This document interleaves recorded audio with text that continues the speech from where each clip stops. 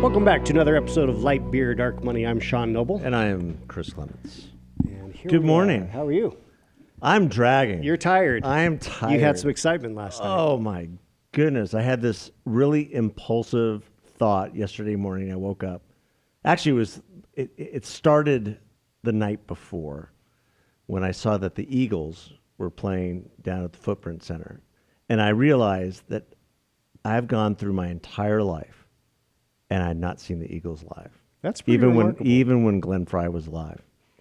And so I made a couple phone calls and I convinced my very lovely, amazing wife, who's got stacks of stuff to do right now, to accompany me on just kind of a lifelong, bucket list. Yeah. And got to see the Eagles live, got to see Deacon Fry come out for a couple songs, Glenn's son.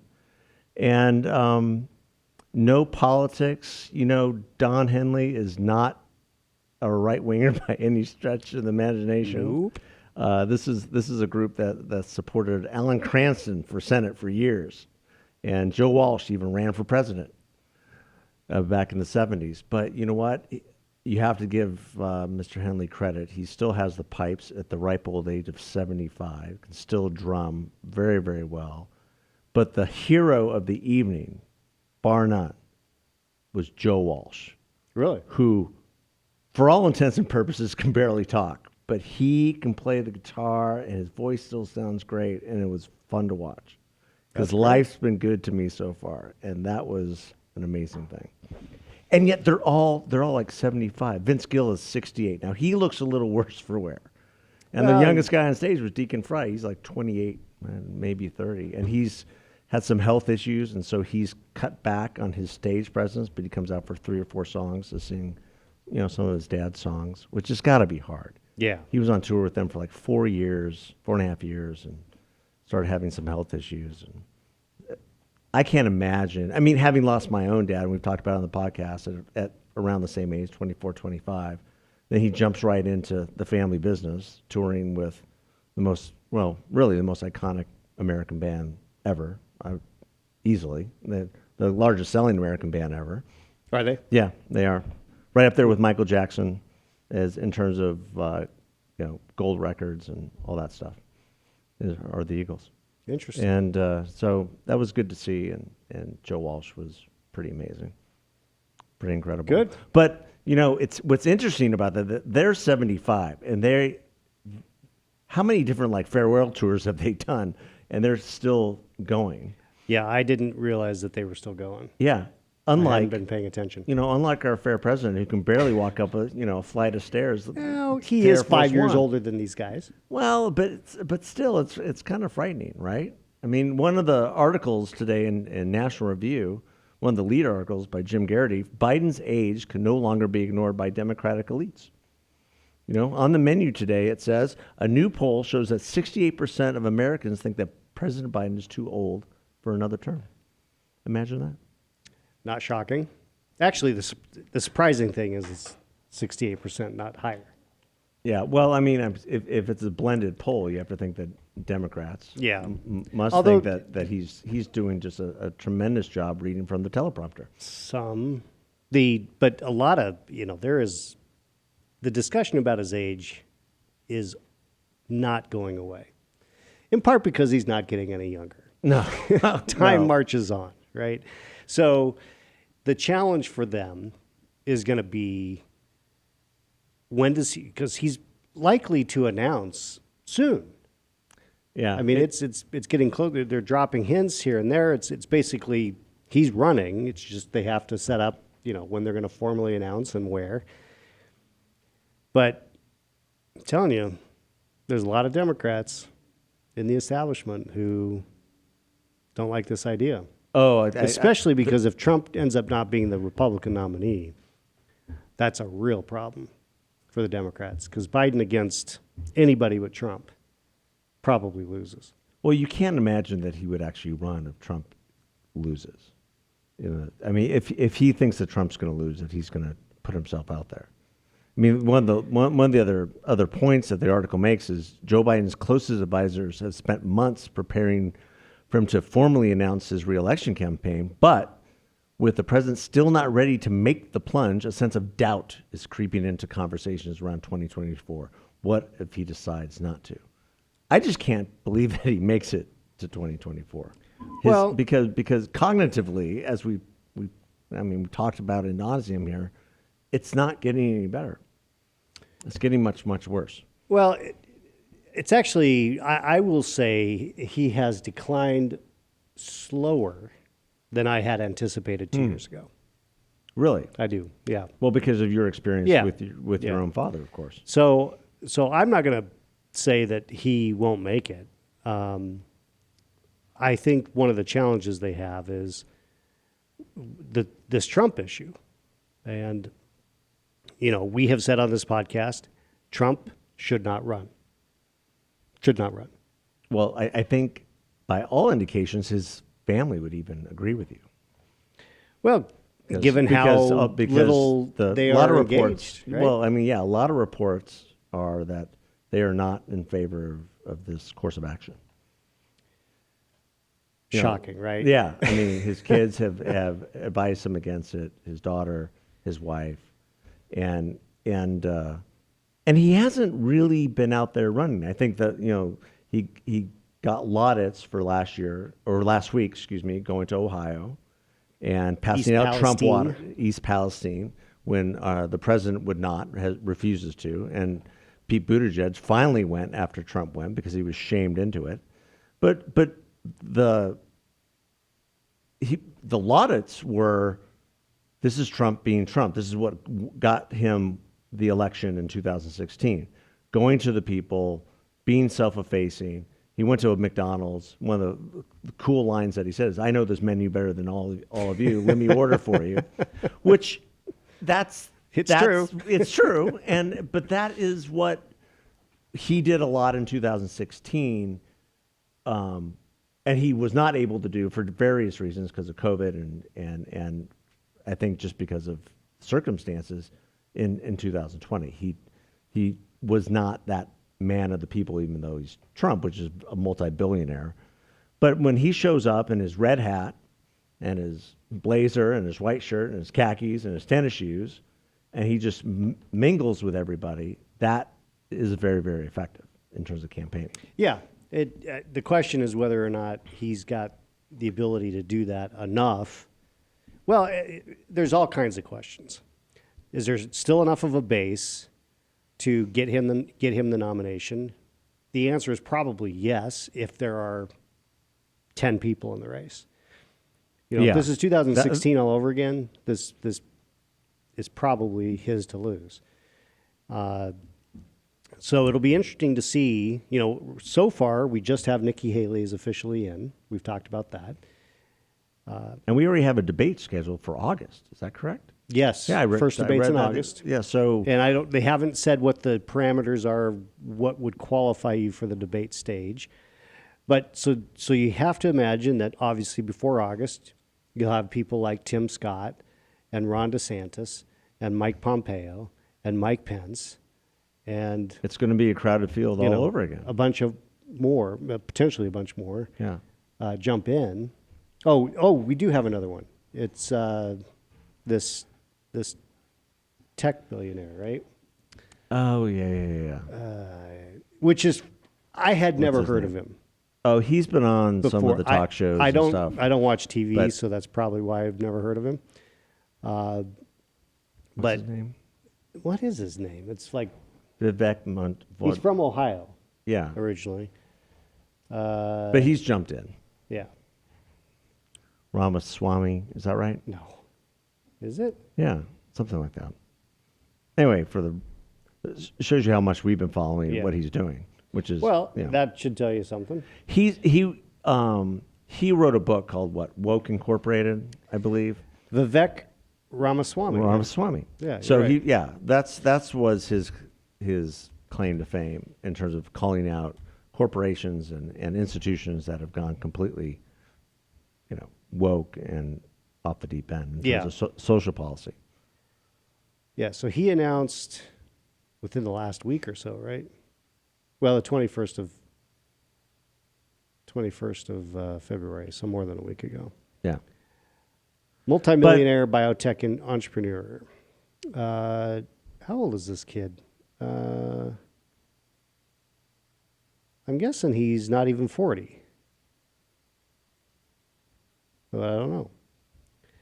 So that puts him in a whole category of new generation. So you had. Have we talked about Don Lemon? Don Lemon. No, we have not talked about Don Lemon and his implosion. No, not particularly. The outrageous. Well, Nikki Haley's not in her prime. Women are in their primes in their 20s and 30s, maybe 40s. Look Google it up. Look it up. Google it. I couldn't believe it when I watched that.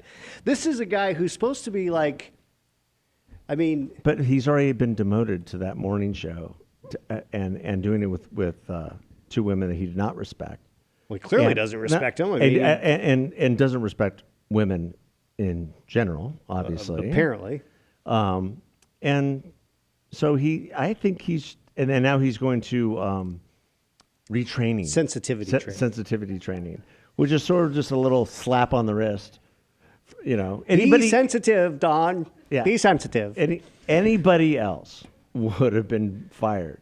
But because Don Lemon is who he is. Is it Lemon? No, it's Lemon. Oh, but okay. he pronounces it Don Lemon. Does he really? Yes, he does. No, he doesn't. Yes, he does.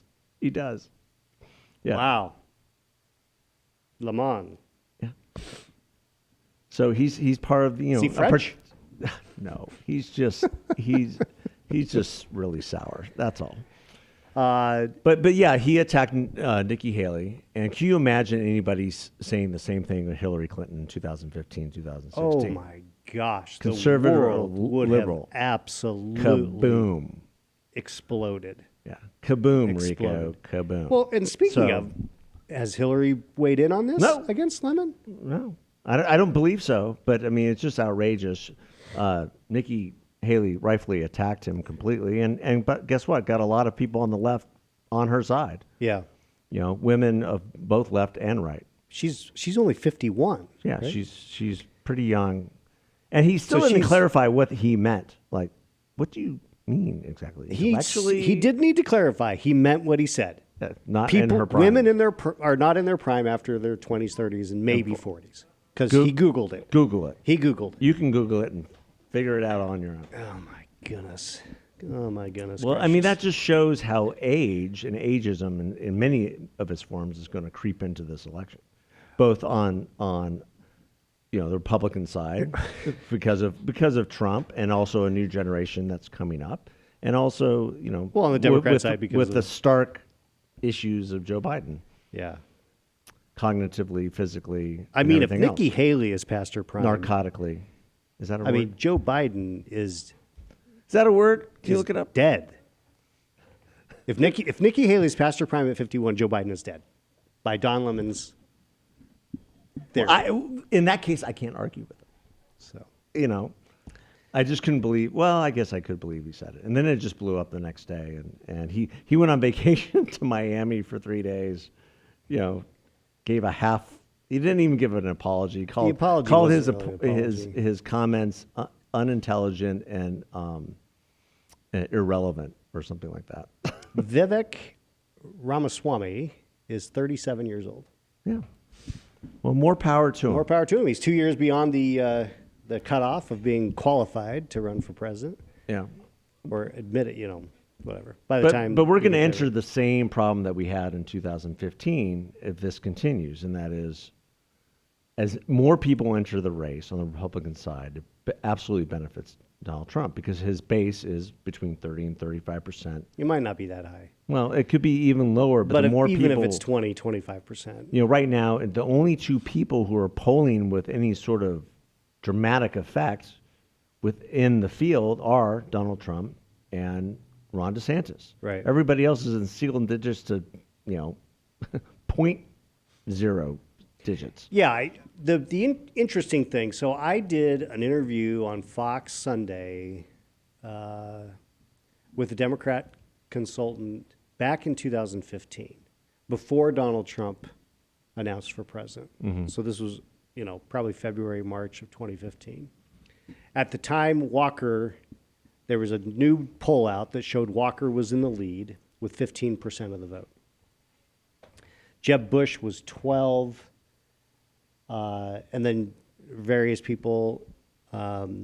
Rubio was like 8. 8 at, Yeah, at 7 or 8. most. I don't think he 7 or ever 8. broke out of 7 or 8. Well, but he did way on. Yeah. Because he was towards the end. A lot of people dropped out, and he stuck in there Until Trump called Florida. him Little Marco. Little Marco, and then it then- became, ultimately just became between Trump and Cruz, Yeah. right? So the reason I point that out is that it just so happens that on that segment I said, watch Marco. He potentially has, he's got room to grow. He could, and that turned out to be true in the sense of he became a viable option late in the game, but that was before Trump got in, so he completely changed the whole dynamic. So he's a known quantity now. And, but I think his support is been diminishing Dwindling. day by day by day. And so the real question becomes not really what happens by this August when they have the first debate, but what happens, by November. January, February of early next year. Yeah, a year out. What does the field look like that at that point? I don't think a lot of what Trump is doing in terms of attacking Ron DeSantis with his Ron DeSanctimonious, he's trying to label him or put a name on him. That's backfiring because so much of the base who support Donald Trump like what DeSantis has done in Florida as a marker for how we can win, how conservatives can win, and how conservative ideas and public policy can win. And so that's what seems to be backfiring. And so when DeSantis enters the race, now they're predicting maybe June. What will the race look like at that time? Well, I think Pompeo is in, Pence is in. I don't think that either one of them. Pompeo might actually have some legs in terms of the debates. He's incredibly intelligent, and I think he's going to appeal. Both he and Pence are going to appeal to the evangelical wing of the party for sure. Well, and definitely the more so than Trump at this point. Yeah, and the hawkish wing of the party that wants to be engaged in world affairs. Yeah, and that will be because Trump is taking very much a dove position on foreign policy. Keep us out, get us out, and he announced, all these trade restrictions that he would impose on China. All very interesting and not very conservative. Yeah. So it will be interesting to watch how this develops because one of the things that you see from Trump people is, it's got to be Trump DeSantis. That's the best ticket. That's our great ticket. So but then at the same time, Trump is trashing DeSantis. So it's like there's this kind of like tension between Trump himself and Trump's supporters. Trump's supporters trying to diminish DeSantis by not criticizing him, but saying, hey, he should be Trump's number 2. So Trump DeSantis in 24 and then DeSantis in 28. That's kind of been their... After we lose again. Yeah, well... Yeah, the issue with that is the independent vote, and the independent vote is not breaking first for and Donald foremost, Trump. the issue with that is that one of them would have to go register in a different state because you can't have two from the same state. As evident, remember Dick Cheney was a resident of Texas when he decided that he should be the vice president candidate for Bush, and Bush said okay. Then he re-registered in Wyoming. You got to go settle up so somewhere else. So where do you think Trump will go? Go back to New York? He's going back to New York? I don't know. Yeah, I think it would look goofy to go anywhere but back to New York. I think Trump is going to. I mean, the knock on Nikki Haley, to go back to that, is that she's running for vice president, not really president, because she'll never get enough momentum to carry her over the finish Well, and I line. said on the podcast, And there might be a lot of those people running for vice president, including Tim Scott, including, there's rumors that even Arizona's own Kari Lake is kind of in the running if she doesn't run for the Senate here. nope, not. She lost. Yeah, she lost. She'll. She doesn't think so, though. Well, She's going to carry it all the way to the Arizona Supreme Court. yeah, she'll lose at the Arizona Supreme Court, and then I think. But then does Trump offer her an olive branch? Say, hey, let's announce now. Be my running mate. Like now? Like we'll run together. We'll be a movement together. I mean, you we created haven't this had- movement in Arizona, and you lost by 17,000 votes. We haven't had a ticket run. It'd be an that interesting early. strategy. I mean, it's not going to happen. No, He's not going to pick Lake because she's too good. And what I mean by that She'll- is that she'll she overshadow- outshines him. she'll overshadow him. She's more Trump than Trump. that's an interesting point. I mean, she's more attractive. She's more articulate. She's more disciplined. I mean, he can't afford to have. He can't afford to have somebody He can't afford to have somebody like that on the ticket. outshining him. Oh my goodness! Especially the upstart from Arizona. My goodness. Yeah, that's an interesting point. I think No, it's I true, think though. it would be I mean, he it'd wouldn't. be a huge strength for him, and I think a lot of people would gravitate towards that ticket for sure. Whether it would win or not, that's something entirely He's different. incapable of Sharing the spotlight. sharing the spotlight. Yeah. And yet, he wouldn't have won in 2016 without Mike Pence. And that wasn't a big spotlight, but it was a grassroots move that was smart, in Well, my it- opinion, it was because he was smart able to because bring it- in folks he who brought would in never this- vote for Trump. Right. Never, ever, ever in a million years. I'm talking about faith-based voters, not just evangelicals, but Catholics, Protestants, Jews, Muslims, people whose faith is a center point of their life, change their perspective enough to pull that lever for Trump because Mike Pence was on the ticket. Yeah. Well, especially after the what is it, Hollywood Insider, or whatever the Oh my tape was gosh, that- with Billy Bush. yeah. That if it had been was- anybody but Pence on the ticket, it probably would have been fatal at that point. Well, but again, look who Trump was running against. I mean, you had so much going on that month. If you remember October 2016, you had the Billy Bush thing, and then you had Hillary's Huma's laptop, or with Wiener. with Anthony Weiner, and that whole investigation, and then you had the FBI, opening up a new investigation into Hillary's emails a week before the election. It's just And then the weekend before the election, we didn't find anything. we didn't find anything. It was chaos, And at the same time, I still maintain that election was a false choice between the sociopath and the narcissist. Yeah. And you can pick and choose Whichever one you think. whichever one you might think. And hopefully we have a better choice this election. I think that's what everyone's hoping for. They don't want to go back to the past. I think the general consensus is amongst the electorate, neither Biden nor Trump. Can we get some new blood? Well, I think that is And I think the that general consensus groundswell of the needs to most happen. Americans.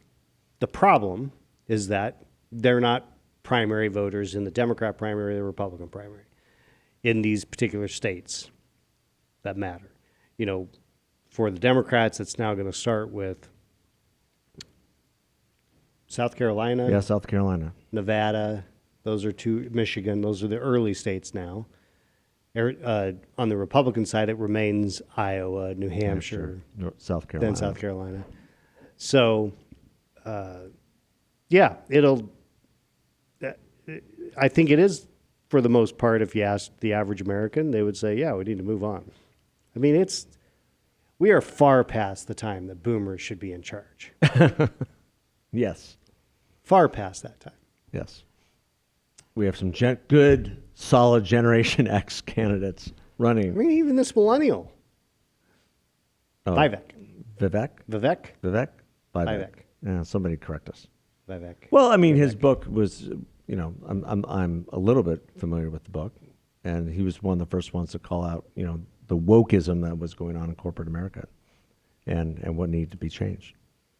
But he's a self-made millionaire who founded a biotech company at 28. Yeah, impressive. So, I mean, obviously well qualified, from a just competence standpoint. But it's going to get pretty crowded, and that serves Donald Trump. Well, it will get crowded, and it does serve. But the best thing that DeSantis has going for him is that he's very disciplined. He's going to continue to be disciplined, and he's not. You have to believe he's not going to let Donald Trump throw him off with name calling and everything else. So the more people see that, and I think people are gauging for a kind of the rumble in the jungle sort of debate stage, and once DeSantis gets in the race, then people make their own choice. Yeah, that's true. Yeah, that people. Well, it'll be interesting to watch. But the other thing that they're going to have to contend with is, this idea that we were all conspiracy theorists over the last 3 years. Are you aware of that? I am aware of that. Do you know you're a conspiracy theorist? I am a conspiracy theorist. I'm a conspiracy theorist. You know why? But here's the thing. Is it being a conspiracy theorist when the conspiracy is actually real? I don't know anymore. That's why I'm asking the question. The conspiracy was real. Because thousands of people were banned completely, deplatformed for saying one simple thing. The COVID virus originated in a lab in Wuhan. Yeah. Not in a bat-formed stew in a wet market 100 yards away. But we're still not sure. We're still not sure. The FBI seems to be sure, and the Department of Energy is sure, and the Senate is sure, and the House is pretty sure. The only one who's not sure is Dr. Faustus. Yeah, well, he still is clinging on to this idea that that admit it. I didn't fund gain of function research through a third party. I didn't. I really didn't. Well, maybe I did. I didn't create this. I didn't create this. I didn't weaponize it. Well, maybe it was weaponized ahead of time. Maybe it was going to be weaponized. And here's the other conspiracy theorist. The bats weaponized it. Oh, the bats. It was all. It came out of a bat cave 1,000 miles away. Yeah. And here's the other conspiracy theory. Masks don't work. Masks don't work. And now there's a study out of England that took all these different studies and put them all together and extrapolated. And guess what they found? They don't work. Masks don't work. Yep. Do you know that experimental vaccines have side effects? What? If you said that 2 years ago, you would have been deplatformed. You would have been canceled. You would have been tossed out of all social media. But guess what? There have been thousands and thousands of young men who are dying because of the side effects of an experimental vaccine. It's a little known thing called myocarditis. Yeah. It's a heart arrhythmia. I mean, we have seen a lot of young guys die. It's absolutely frightening. I mean, not to all kidding aside, it's one of the things that we did not get our kids vaccinated because they already had. Here's the other thing. Oh, guess what? The fourth Natural one. immunity actually Natural immunity is just as better. good, if not better, than being vaccinated. So what I was about to say is we did not have our kids vaccinated. Why? Because they both got COVID the first year. And we believed the science in Natural immunity. that natural immunity exists and it's real. And guess what? It works. It worked. It worked. But we're all conspiracy theorists because of it. And how many people, myself included, I just would not even touch that on social media because I saw what was happening on Twitter and Facebook and everything else, and people are getting canceled right and left. I'm like, I know what I believe. I know what the science says. I know what my own doctor is telling me. And most doctors, what people probably don't know or are not aware, most doctors would not say any of this openly, but they were counseling many of their patients, depending on their age and their comorbidities and everything else, against vaccines, against if they had COVID. Many doctors would say to you, "Well, you already had COVID. Just you don't have to Don't worry get about it." vaccinated." Unless your job requires it or something extraneous requires it, in which case don't get 50 shots because it's going to affect you adversely. And Right. that's what we're finding today. Imagine that. Well, and we're years and years away from all of the impacts, being able to discover all the impacts, but it's only going to get more and more challenging, both from a health perspective, but also a mental health perspective. Oh, we've As these lost. kids- I mean, look at the 2 years of learning loss Yeah. that was. Oh my goodness, that was forced upon the children of America. 2 years in public schools. I mean, California is they can't account for like 100,000 kids Yeah, because they've just dropped Just off. lost. Just lost. just lost. The cities that have crumbled because of the lockdowns, and Well, and the licenses that the left has carried on with defund the police and everything else. It's going to take another decade at least to get back what we lost. It'll be interesting to watch I've said that phrase a lot today, but Chicago just had an election. Mayor Lightfoot lost. Imagine that. Not going to be reelected. First incumbent mayor, Democratic mayor in Chicago to lose in 40 years. 40 years. And Chicago is just a big union Democratic machine. So like the people who won aren't exactly, they couldn't win here. Overall. No, but there is the alternative. But the two that are going into the runoff are fairly different. One's a white guy, and one's a black guy. The white guy is a former education chief and ran on a very much a pro-police platform, whereas the other guy is running on more of less police, more social workers platform. So Yeah. it will be, Paul Vallis and Brandon Johnson differ on crime, says Yahoo News. yeah. Well, that is going to be the centerpiece of that election. It's not going to be so much what the teachers' unions want, although Brandon Johnson is in their pocket, and they've got a contract renegotiation coming up next year, and they're hoping to push him over the finish line so that they have somebody on the other side who's just going to do their bidding. Right. And one of the worst places to be a kid in America right now is Chicago, Illinois. 100%. One of the worst places. Because you're not getting educated and you might Well, get killed. Yeah, you're not getting educated. The teachers' unions have shut down the entire school system for the better part of the last 3 years. And your chances of getting murdered on the street for no apparent reason has increased however many percent, a couple 100%. Yeah. So it's a disaster. And I mean, it's affected everything about Chicago, their tourism. People don't walk down the Magnificent Mile anymore. Nope. Certainly not at night, and during the day with a sense of foreboding and caution, Right. because it's been such a mess. Or they stay in their little enclaves and just stay in their areas where they know they're safe. And this was Mayor Daley's city, one of the cleanest.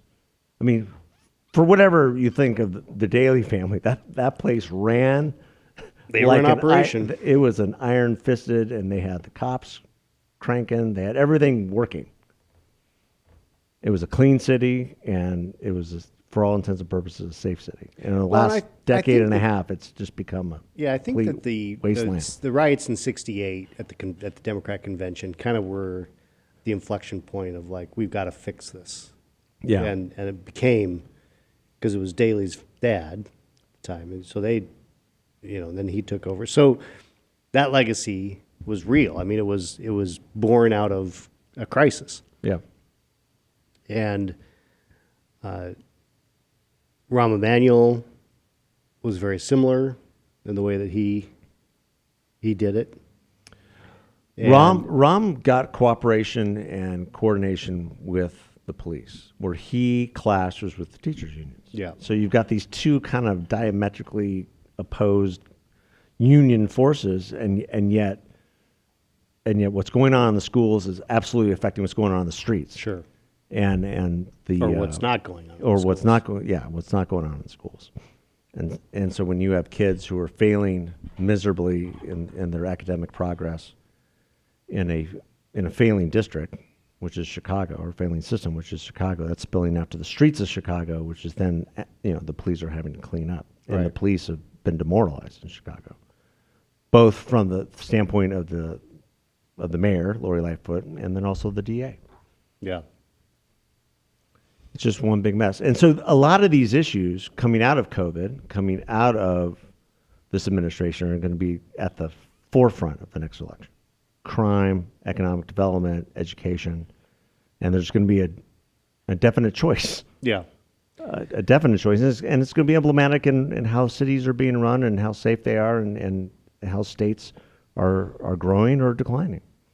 So, speaking of elections coming up and how things might change. So, let's look around the corner a little bit. That's a nice segue. I like that. AI, artificial intelligence. We've got Chat GPT. We've got, and I don't know, some of you probably played around with it. I played around with it. Is that Google Assistant in my car that just will not work? Well, I don't know about That's supposed to be but- AI, but it doesn't work. Does it work? It doesn't work. So I signed up and tested out a couple things on this Chat GPT. Oh, you did? Yeah. I've refrained. It is for- interesting. for fear. I threw some stuff in, just like questions about different things, and it came up with, it's pretty repetitive. Like it'll repeat itself quite a bit. But that's just the beginning. There's a report out of Romania where the Prime Minister of Romania has just unveiled a new colleague to his cabinet, a deep-voiced AI-powered advisor encased in a mirror, which is being described as the world's first AI-powered advisor. Government aid. The bot's name is Ion. And Might as well name it Hal. well, and Ion, this is what the Romanian Prime Minister says. Ion will do through artificial intelligence what no human can. Listen to all Romanians and represent them before the government of Romania. You remember the movie Tron? Yes, I do. It sounds like the MCP. And that didn't end well for Nope. anyone. So it says that he says, so this is the bot. Hello, you gave me life. I am Ion. Now my role is to represent you like a mirror, the machine said. Officials say the bot will help ministers formulate policies that are more in touch with voters' everyday concerns and will one day even be able to propose its own original ideas. So it's not a So- mirror that's going to help you work out, lift weights, do crunches, run in place. It's actually going to implement public policy. It's going to try. So, but it does. Oh, good Lord. I just Open this- pulled up a picture of it. It does open up a whole entire discussion about what does public policy, politics look like in 10, 15, 20 years. I mean, Well, even the AI best. is the one thing that is fascinating to me and frightening, and I don't know where I completely fall because, Have you asked what was it called? Chat GPT? Chat GPT. There's something I read. Have you asked it to characterize the presidency of Ronald Reagan versus Joe Biden? No, I haven't done that. My understanding is that it gives glowing sentence structure and praise to Joe Biden versus a Ronald Reagan or Maybe. a George W. Bush. Well, I mean, you think about who And programs so this yeah, stuff. so AI is only as good as the inputs that are Right. placed in it. So that there before leads me to we need to get more freedom-loving people in technology and in this business, because if the inputs are really important, then the right types of people need to be doing Yeah. some inputting. No, there's no doubt about that. And it can't just be like Elon Musk in the wilderness who finally decides that, hey, this needs to change. or our future is Well, and it's Musk really compromised. Musk, to his credit, has been very concerned about AI and what it'll do. But I don't think Musk is Musk is a big free speech guy.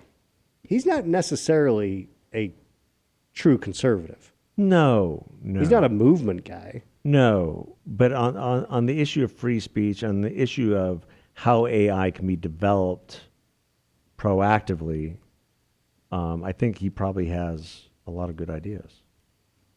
But you're right in terms of technology that protects free speech, that lives in reality. We need better choices. Yeah. So I think we need to delve into this AI thing a little bit more. This is just a little tease for. See, I thought you were, a mirror. I thought it was going to be like the Peloton mirror or whatever it is that you were going to talk about. Does Peloton have a mirror? No. No, it's who does? Lululemon. Lululemon, they have a mirror. They have a mirror. And Tonal. Yeah. Is that a mirror? Does it talk back to you? Well, Tonal has, you can do live workouts with people. There was a kid's cartoon called like Snow White that did the same thing. Had a mirror. Mirror, mirror on the wall. I was never the fairest of them all. So. No, neither was I. But again, it brings me back to the movie Tron, where Jeff Bridges got sucked into the computer, the master control program. Yeah. We might. I thought that might be the next, the next thing where the AI, confiscates you and your DNA and everything else. And it could go as bad as Terminator. It could. The rise of the machines. Yeah. Oh my. Whew. That's just a whole nother future that I hope I don't live to see if it were to come to pass.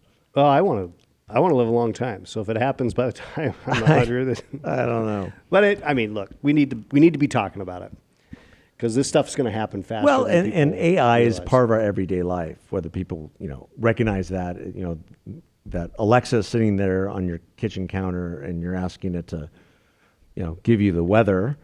Or you're not asking it anything, but it's listening to everything that you're saying. Yeah. Exactly. Or the AI in your car, like what I have in my car, the Google Assistant, that can't figure out how to call your wife. Or the AI in my car, which is a Tesla, which when I get in my car at home on a Thursday morning around 10 o'clock and I hit navigate, the first thing that pops up is Star Worldwide Networks. Because it knows that that's where I'm going. That's where you're going. That's even scarier. And if I get but in you've the car, allowed it to do that. If I get in the car at 8 o'clock on a weekday, it knows the first thing pops up is Perform to Learn because I'm taking Reagan and or Vinny to school. It's remarkable. That car knows where I'm going. No, but we allow technology to do those things, or we can disallow technology to do those things. I guess I could sell my Tesla. With my Google search engine, I don't allow it to track everything I do or where I'm at or anything. That's a choice that thankfully it allows you to do. I think your phone's going to tell you something different. Well, I have a lot of stuff on my phone that has been blocked, thankfully. But you're right. It can still, because of the nature of technology, the phone is tracking your whereabouts every single moment. Yeah. Even when it's off. Even when it's off. Which is insane. How do we get here? We had to look around the corner. We went from the Eagles to ageism to AI. Yeah. To COVID. Conspiracy. AI will be the next conspiracy. I don't know if believe in AI. Conspiracy. You're conspiracy. Well, yeah. It's going to be there. We just have to figure out how we're dealing with it and how to prepare for it. So we'll have some more discussions about that. Well, hopefully my AI won't tell me to wear a mask ever. Because I'm not going back there. It probably won't do that because it's smarter than it's smarter than Joe Biden. Yep. All right. That we can agree on. That we can agree on. All right. Have a great week, folks. Take care. Thanks. God bless. See ya.